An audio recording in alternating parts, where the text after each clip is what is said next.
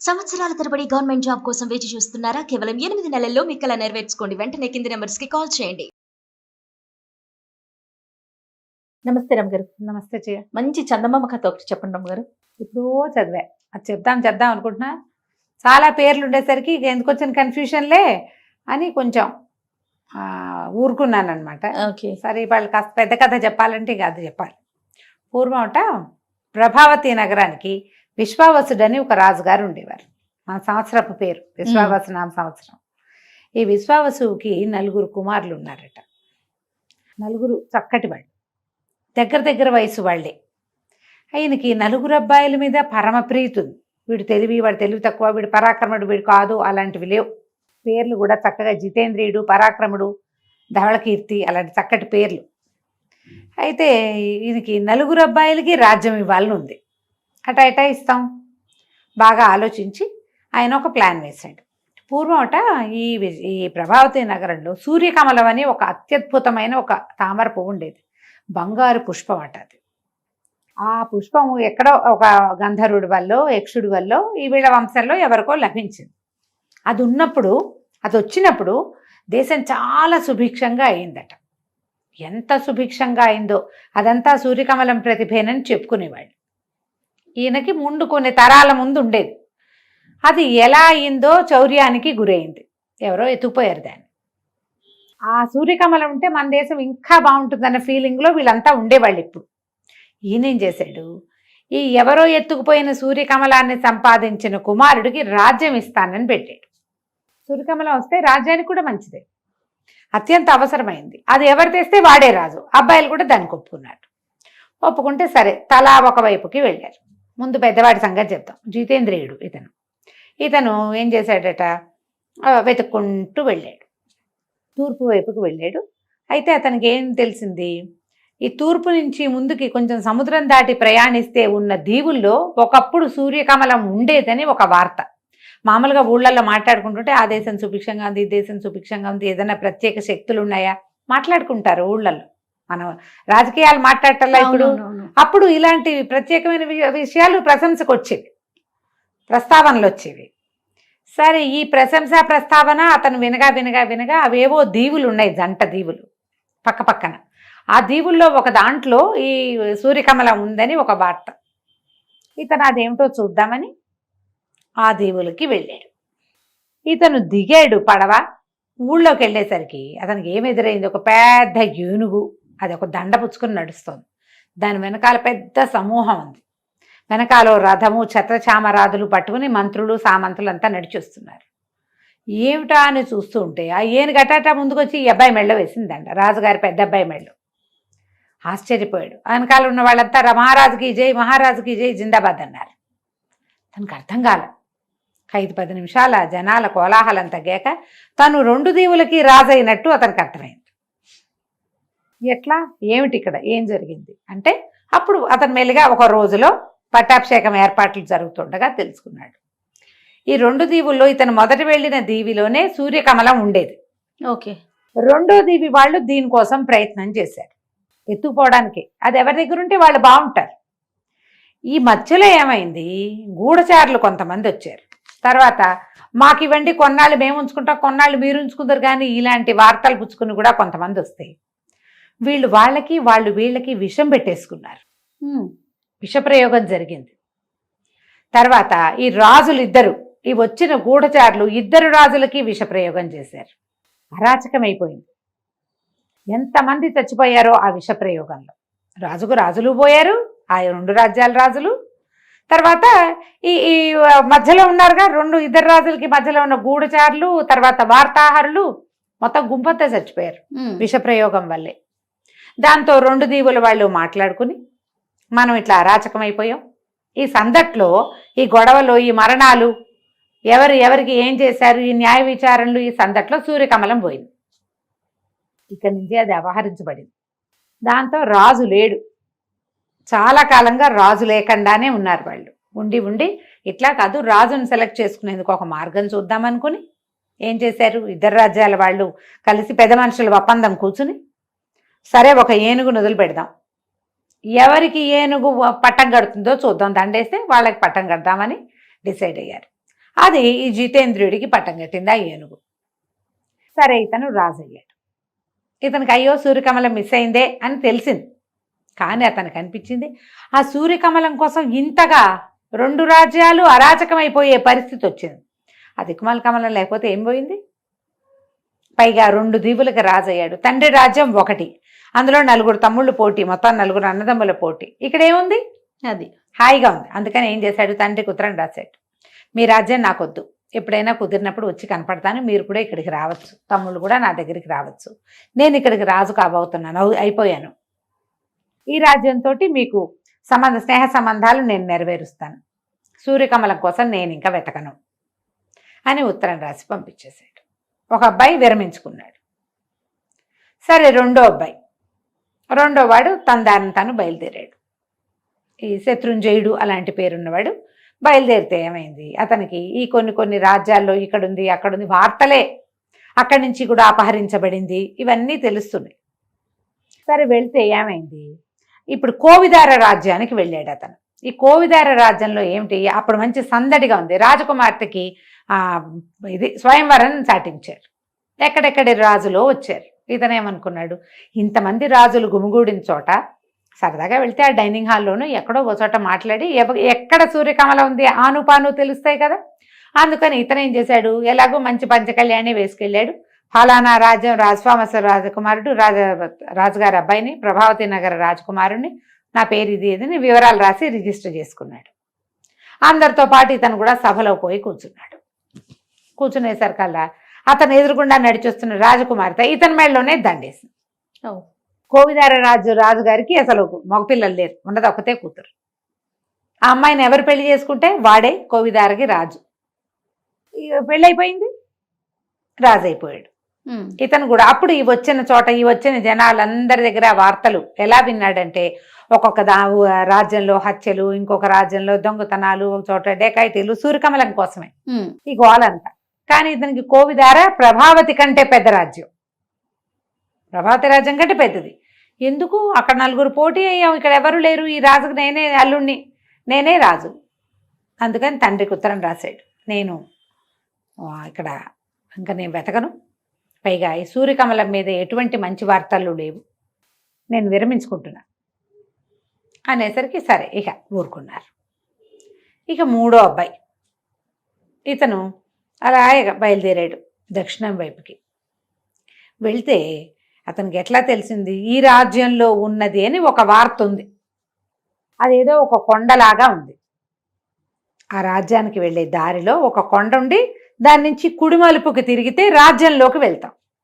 రాజ్యం వైపుకు వెళ్ళే దారులు నిరామయంగా ఎవ్వరూ లేనట్టుగా చెట్లు ఉన్నాయి, కానీ అసలు ఎలా ఉందంటే అది పాడుకొట్లాడుకుంటున్నట్టుంది. కొండ ఏదో కనపడుతోంది.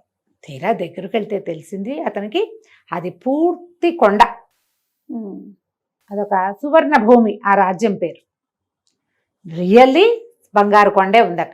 అక్కడున్న రాయి రప్ప అంతా బంగారమే. ఆశ్చర్యపోయాడు. ఒకటి ముట్టుకుని చూస్తున్నాడు రాళ్ళని, ఒక చిన్న రాళ్ళు అంటే ఏరు చూస్తున్నాడు. అతనికి ఏమనిపించింది, ఎవరో తనని తోసినట్టు, తనని వీపుని మీద ఎవరో ముట్టుకున్నట్టు అనిపించింది. మనం ఒంటరిగా ఉన్నప్పుడు వెనక నుంచి చెయ్యేస్తే అదిరిపాటు వస్తుంది కదా, అదిరేసరికల్లా ఇతను ఏం చేశాడు, అతనికి సహజంగానే కొంచెం పరాక్రమశాలి. అతను నడువుకి పట్టాకి కత్తి ఉంది. ఎప్పుడైతే ఉలిక్కి పడ్డాడో గబుక్కుని కత్తి తీసాడు. కత్తి తీసి కత్తిని అటు ఇటు గబగబా తిప్పేశాడు. తిప్పేసరికల్లా పెద్ద కేక వినపడి, తీరా చూద్దును కదా అతను చూసేసరికి ఒక రాక్షసుడు కత్తి దెబ్బ తగిలి పడిపోయి ఉన్నాడు. అతనే వీడిని ముట్టుకున్నాడు వెనక నుంచి. ఎప్పుడైతే ఈ కత్తి దెబ్బ తగిలి పెద్ద కేక పెడుతూ పడిపోయాడో అతని నెత్తి మీద నుంచి ఒక మూలిక లాంటిది, అది ఇట్లా కుప్పెలాగా కడతారు చూడు ఆయుర్వేదం వాళ్ళు, ఆ కుప్పె కింద పడింది. ఆ కుప్పెని చూశాడు, ఏమిటి పడింది, ఈ పడిన వాడెవడో అతనికి అర్థం కాల. ఈ లోపల దూరంగా ఉన్న ఆ చెట్లు అని ఏదో ఖాళీగా ఉన్నట్టుందో దాని వెనకాల కొంతమంది మనుషులు ఉన్నారు. వాళ్ళు పెద్దగా కేకలు పెడుతూ మహారాజుకి జై జై జై అని అరుచుకుంటూ వచ్చారు. వచ్చేసరికి ఆశ్చర్యపోయారు, ఏమిటి మహారాజు అంటున్నారు, ఏమిటి, నేను మహారాజునేమిటి, నేను మహారాజుని గాను, నేను వేరే రాజకుమారిని. ఇక్కడికి వచ్చేసరికల్లా వీడెవడో నాకు కత్తి తగిలి పడిపోయాడు. ఆ తగిలిన దెబ్బ వాడికి ఇట్లా పొట్ట మీద నుంచి ఇలా తగిలేసింది. దాంతో వాడు మరణించాడు. రక్తం వస్తే చచ్చిపోతాడు అంతే. ఇంక వాళ్ళందరూ అన్నారు, బాబు మీకు తెలియదండి, వీడి వల్ల మేము చాలా అవస్థ పడుతున్నాము అనేసరికి ఏమిటి వీళ్ళ కథ అంటే, ఆ పక్క రాజ్యం ఎక్కడి నుంచో వీడు ఒక బంగారు కమలని తెచ్చుకున్నాడు. వాడికి అదృశ్య గుటిక ఉంది వాడి దగ్గర. వాడి నెత్తి మీద నుంచి పడిన కుప్పే అది నెత్తి మీద పెట్టుకుంటే ఎవరికి కనపడరు. వాడు అది పెట్టుకుని ఈ రాజ్యంలోకి ప్రవేశించాడు. వీళ్ళకి ఉన్న ఒకే ఒక్క డబ్బు వచ్చే సాధనం ఈ బంగారు కొండ. ఆ రాజ్యంలో ఇంకేం లేదు. ఆ బంగారపు రాళ్ళు రప్పలు పక్క రాజ్యాల్లో అమ్ముకుని వీడు సామాన్లన్నీ తెచ్చుకుంటారు. అక్కడ పంటలు పండవు. వాళ్ళకు ఉన్నది ఒకే ఒక ఆస్తి ఈ బంగారు కొండే. వాడు ఈ బంగారు కొండను ఆక్రమించుకుని కూర్చుని ఉన్నాడు. వాడు పరాక్రమశాలే కాదు, రెండోది అదృశ్యమైపోగలిగే శక్తి ఉంది వాడికి. ఎవరు కనపడ్డా వాళ్ళని విరుచుకు తిన్నాడు వాడు. ఒక దశలో రాజుగారిని కూడా విరుచుకు తినేశాడు. మా రాజ్యానికి రాజే లేడు. ఎప్పుడు కావాలంటే అప్పుడు ఊళ్ళోకి వచ్చి ఎవరిని పడితే వాళ్ళని తినేస్తాడు. ప్రజలు కూడా బయటికి రాకుండా తలుపులు వేసుకుని బతుకుతున్నాం, బిక్కుబిక్కుమంటూ మేము నిరుపేదలుగా ఉన్నాం, ఏమీ లేదు మా దగ్గర. ఏదైనా చేయాలంటే ఈ కొండలో నుంచి కొన్ని ముక్కలు కొట్టుకుని వెళ్ళాలి. ఇక్కడికి వస్తే వీడు పట్టేస్తాడు, ఎవరిని చంపేస్తాడో తెలియదు. దాంతో బిక్కుబిక్కుమంటూ బతుకుతున్నాం. మా రాజ్యం ఏమో అరాచకం అయిపోయింది, చాలా బాధపడుతున్నాము. కాకపోతే వాడిని మీరు చంపటం వల్ల మీరే మాకు రాజని మేము ఫిక్స్ అయ్యాం అనేసరికి బాగానే ఉంది. అతను కనిపించింది ఏమిటి, సూర్యకమలం దీని దుంపదేగా, ఎక్కడికి వెళ్ళినా ఇలాగే ఉందే, వీడి దగ్గర సూర్యకమల ఉందా అంటే ఏమో అది తెలియదు. సరే ఏమైంది, అతను ఈ సువర్ణ భూమికి రాజు అయిపోతున్నాడు. మూడో అబ్బాయి, ఈ ఆఖరివాడు శృతకీర్తి అతని పేరు.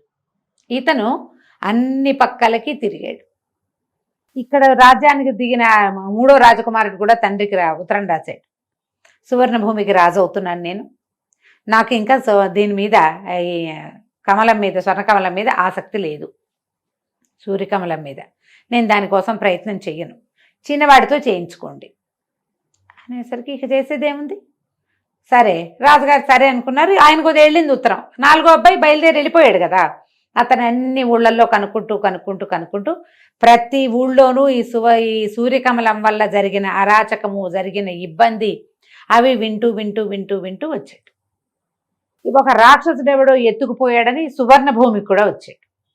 చివరికి అక్కడికి వస్తే ఏం తెలిసింది, తన అన్నే రాక్షసుని చంపాడని, ఇక్కడ రాజు అవబోతున్నాడని తెలిసింది. అన్నయ్య దగ్గరికి వెళ్ళాడు. వెళ్ళేసరికల్లా అన్నయ్య అడిగి, ఎత్తుకొచ్చిందిరా, మేము ముగ్గురం 3 చోట్ల ఉన్నాం, నువ్వు ఇంటికి వెళ్ళిపో హాయిగా, ఆ రాజ్యం నీదే, మాకు అక్కర్లా. పెద్దన్నయ్యలకి ఇద్దరికి వద్దు, చెరుకో రాజ్యం ఉంది, పెద్దవాడికి 2 దీవులు ఉన్నాయి, రెండో వాడికి కోవిదారు ఉంది, నాకేమో సువర్ణ భూమి దొరికింది, ప్రభావతి నగరాన్ని నువ్వే పరిపాలించుకో, ఈ సూర్యకమలాన్ని వెతకడం మానేసేయి అన్నాడు. అంటే ఇతనికి నచ్చల, శృతకీర్తికి నచ్చల, ఆఖరి అబ్బాయికి. కాదు నేను వెతకాల్సిందే, ముందు అసలు అది ఎక్కడుందో తెలుసుకొని అనేసరికి ఈ అన్నగారు ఏమన్నాడు, ఆ మూడో అబ్బాయి తన దగ్గర ఉన్నటువంటి అదృశ్య గుటిక ఉంది కదా, అది నెత్తి మీద పెట్టుకుంటే ఎవరికి కనపడకుండా ఉండొచ్చు, నీకేమైనా ఉపయోగపడుతుందేమో ఇది తీసుకోమని చేతులు పెట్టాడు. అది పుచ్చుకుని ఈ సూర్యకమలం గురించి జాడలు తీస్తూ ఈ అబ్బాయి ఒక నగరానికి చేరాడు. చేరితే అక్కడ ఒక పెద్ద గొడవ కాదు. ఏమిటట, మా రాజ్యంలో సూర్యకమలం ఉంది, అది ఎవరో దొంగతనం చేశారు. అయ్యో. ఆ సూర్యకమలాన్ని పట్టుకున్న వాడికి రాజకుమార్తెనిచ్చి పెళ్లి చేస్తామని చాటింపు. సరే వెళ్ళేసరికల్లా ఆయన ఎలా పోయిందో ఎవరూ చెప్పటల్లా. ఇప్పుడు పోయింది, ఫలానా గుట్లో పెట్టాం, ఫలానా మందిరంలో పెట్టాం, ఫలానా రోజు పూజ చేసాం, మర్నాటి నుంచి కనపడలేదు, అలాంటిది ఏదో ఒక వివరం ఉండాలిగా. ఆ వివరాలు ఎవరికీ తెలియదు, ఎప్పుడు పోయిందో తెలియదు, పోయింది అంటున్నారు అంతే. సరే ఇతను ఏం చేశాడు, రాజుగారిని నిలదీద్దాం అనుకున్నాడు. వెళ్ళి అడిగేసరికల్లా రాజు అన్నాడు, అదేమిటి, ఆ వివరాలన్నీ నీకెందుకు చెప్తాను నేను, అసలు నువ్వే దొంగతనం చేసిన ముఠాలో వాడివేమోనని నాకు అనుమానంగా ఉంది అనేసరికి ఇతనికి పోట్లాడాడు. మీ అమ్మాయిని పెళ్లి చేసుకోవడానికి రాలేదండి, మా సొంత రాజ్యం ఉంది మాకు, మేము 4 బయలుదేరాం, మా అన్నయ్యలు 3 చోట్ల ఉన్నారు, నేను దాన్ని జాడలు తీస్తూ వచ్చాను, అసలు అది మొట్టమొదట మాకు చెందింది, మా వంశంలో మా తాత ముత్తాతల నాడు గంధర్వుడి నుంచి మాకు దొరికింది, లెక్క ప్రకారం అది మాది, దీనివల్ల ఎన్ని అనర్థాలు జరగచ్చో నేను అన్ని చోట్ల వినొచ్చాను. మరి 3 అన్నయ్యలది చూశాడు కదా, అన్ని రాజ్యాల్లోనూ విన్నాను నేను, నాకంతే ఎక్కువగా ఎవ్వరికీ తెలీదు అది ఎన్ని చేతులు మారిందో. సూర్యకమల గురించి తెలుసుకున్నాకే మీతో మాట్లాడతానన్నాడు. ఇక ఎవరెవరెవరెవరినో ప్రశ్నించాడు. ఒక్కళ్ళు కూడా దాన్ని చూసిన వాళ్ళు కానీ దాన్ని దొంగతనం జరిగిందని నిర్ధారించగలిగిన వాళ్ళు కానీ అతనికి కనపడలేదు. అయితే ఏమైంది, ఒక అడవిలో ఇంకా దొంగలు ఉన్న ప్లేసులు చూడడం మొదలుపెట్టాడు. దొంగలు ఫలానా చోట ఉంటారని, అడవుల్లో కొంతమంది దాక్కునేందుకు హైడింగ్ ప్లేసులు ఉంటాయి కదా, వాటి వెనకాల తిరుగుతుంటే ఒక ముని కనపడ్డాడు ఇతనికి. ఈ మునిగారు ఏమైనా చెప్తాడేమో, కనీసం ఆయన జ్ఞాన దృష్టితో చూసి చెప్తాడని ఈ కుర్రాడు రాజుగారి ఆఖరి అబ్బాయి అక్కడికి పోయాడు. వెళ్ళేసరికల్లా ఏమైంది, ఎప్పటికీ ముని కళ్ళు తెరవలేదు. ఇంతలో ఒక ముగ్గురు మనుషులు వస్తున్నారు. ఈ వచ్చిన వాళ్ళు ఎవరు, అతను దొంగలని అక్కడక్కడ తెలుసుకున్న వాళ్ళు ముగ్గురు ఇక్కడికి వస్తున్నారు. ఇతను ఏం చేశాడు, నెత్తి మీద అదృశ్య గుటిక పెట్టుకుని ఒక పక్కన నుంచున్నాడు. అతను ఉన్నట్టు వాళ్ళకి తెలియదు. వీళ్ళు మాట్లాడుకుంటున్నారు. ఆ మునిగా వేషం వేసుకున్నాడు వాడు దొంగే. ఓహో. వీళ్ళు ఏమనుకుంటున్నారు, అసలు అది పోయిందో లేదోనండి, రాజుగారే దాచేసి అబద్ధం చెప్తున్నాడేమో. 4 ముఠాలు ఉన్నాయి మన ఊళ్ళో, మేము 4 ముఠాలని కనుక్కున్నాం, ఎవ్వడూ అది కొట్టేలా, దొంగతనం చేయలే. మన వల్ల కాకపోతే ఎవడి వల్ల కాదు, మనమే పట్టుకోలేకపోయాం దాన్ని. రాజు మీదే మాకు డౌట్గా ఉంది, రాజు పోకుండానే పోయిందని చెప్తున్నాడేమో అనేసరికి ఇతనికి అనిపించింది ఇది నిజమై ఉండొచ్చు. ఎక్కడైనా వస్తువు పోతే ఫలానా రోజు ఆ వివరాలు వస్తాయి బయటికి, ఏ వివరమూ లేదు ఇక్కడ. సరే ఏం చేశాడు, ఇక్కడి నుంచి వెళ్ళిపోయాడు. వెళ్ళి రాజుగారి దగ్గరికి వెళ్ళి ఏమన్నాడు, మీ అమ్మాయిని నాకు ఇచ్చి పెళ్లి చేయండి, మీ సూర్యకమల ఎక్కడుందో నాకు తెలుసు అన్నాడు. అనేసరికి రాజు అన్నాడు, ఏది నా చేతిలో పెట్టు నాకు చెప్పన్నాడు. మీ చేతిలో పెట్టం ఎందుకంటే మీ దగ్గరే ఉంది, ఎక్కడో దాచిపెట్టారు, బయటికి తీయండి, మీ ఇంట్లో నుంచి అది బయటికి వెళ్ళాల అనేసరికి రాజు గతుక్కుమనిపోయాడు. ఆయన ప్లాన్ వేసాడు అట్లా. ఎందుకంటే ఈ సూర్యకమలానికి మొదటి రోజు నుంచి అది ఒక్కసారి ప్రభావతి నగరంలో నుంచి బయటకు వచ్చాక ఎన్నిసార్లు దొంగతనం చేయబడింది. దాని లక్షణం అది. తన దగ్గర నుంచి కూడా పోతుందని ముందుగానే దాచిపెట్టి పోయిందని చెప్తున్నాడు. సరే ఆయన అన్నాడు గతుకుమని, ఇప్పుడు ఒకవేళ ఇప్పుడు ఇలా చేసినా మా అమ్మాయి నీకు ఇచ్చి పెళ్లి చేస్తే నువ్వేం దక్కించుకోలేవు, అది ఇక్కడే ఉందని తెలిసిందంటే దొంగతనానికి జరిగిపోతుంది. నువ్వు తెలుసుకోకపోతే ఇక జరిగేదేం లేదు, ఎవరు చెప్పేవాళ్ళు లేరు కాబట్టి మా పిల్ల పెళ్లి నేను వేరే చేసేసేవాడిని, ఇప్పుడు నేను ఒప్పుకున్నాను కాబట్టి సరే పెళ్లి చేస్తాను పట్టన్నాడు. ఈ అబ్బాయి అన్నాడు, మరి నాకు అది కట్నంగా ఇస్తారా అని అడిగితే ఇస్తాను. పెళ్ళయింది రాజకుమార్తెకి, ఈ అబ్బాయికి. ప్రభావతి నగరపు ఆఖరి రాజకుమారుడు. చక్కగా బ్రహ్మాండంగా పెళ్ళైతే సరే రాజుగారు ఏం చేశాడు, సూర్యకమలాన్ని లోపల నుంచి పట్టుకొచ్చి ఈ అబ్బాయే కనిపెట్టాడని ప్రకటించి సూర్యకమలాన్ని తీసుకొచ్చి యువరాజు చేతిలో పెట్టాడు. ఆ యువరాజు ఏం చేశాడు, చక్క పెళ్లికి అగ్నిహోత్రం పెడతారు కదా, ఏదో మంత్రం చదువుతూ ఈ సూర్యకమలాన్ని అగ్నిహోత్రంలో వేసేసాడు. వేసేసరికి లబలబలాడిపోయాడు రాజుగారు. అయ్యో ఇంత పని చేసావా, ఇది పోగొట్టేసావంటే మీకు తెలియదండి దీని సంగతి, ఇది నిజానికి దీని హక్కుదారులు సొంతదారులం మేం కదా. ఈ సంవత్సరంన్నరగా ఎన్ని చోట్లకి తిరిగాను నేను, ప్రతి చోట ఇది సృష్టించిన విధ్వంసాన్ని చూశాను. ఇది ఏ ఊళ్ళోకి వెళ్తే ఆ ఊళ్ళోనూ, ఇది భూమి మీద ఉండవలసిన వస్తువు కాదు. పైగా ఇది ఎక్కడుంటే అక్కడ సుభిక్షంగా ఉంటుందని మీరు చెప్పుకుంటున్నారు కానీ అలాంటి దాఖలాలు ఏం లేవు. ఇది ఉంటే సుభిక్షంగా ఉండేటట్టయితే 2 దీవుల్లో వాళ్ళు ఎందుకు చచ్చిపోయారు, చచ్చిపోకూడదు కదా. మరణాలు లేకుండా లేనే లేదు. సుభిక్షతకేముంది, మనం జాగ్రత్తగా రాజ్యం చేసుకుంటే సుభిక్షంగానే ఉంటుంది. దీన్ని మీరు నాకు ఇచ్చారు, నాకు దీని అవసరం లేదు, మీ అమ్మాయిని ఇస్తే చాలు అని చెప్పేశాడు. రాజుగారు లబలబమన్నాడు కానీ ప్రజలు అందరూ చూశారు. సూర్యకమలం కాలిపోయింది అనేది అన్ని రాజ్యాలకి వ్యాపించేసింది. దాన్ని అగ్నిహోత్రంలో వేసేసారని. ఇతను ఏం చేశాడు, యువరాజు ఈ రాజకుమార్తెని భార్యను వెంబడి పెట్టుకుని ప్రభావతి నగరానికి ప్రయాణమై వెళ్ళిపోయాడు. వెళ్ళి తండ్రికి ఏం జరిగింది, తను ఎలా చేశాడు, ఎట్లా సూర్యకమలాన్ని అగ్నికి ఆహుతి చేశాడో చెప్పేశాడు. రాజుగారు సంతోషించాడు. ఇక దానివల్ల ఏ సమస్యలు రావు. దానికోసమే రాజ్యాలు కొట్టుకు తెచ్చారు, ఎప్పుడు దొంగతనమే. ఇక ప్రభావతి రాజ్యానికి ఆఖరి అబ్బాయిని రాజుని చేశారు. కథ కంచికి మనం ఇంటికి. నమస్తే రమ్య గారు. నమస్తే శ్రీ.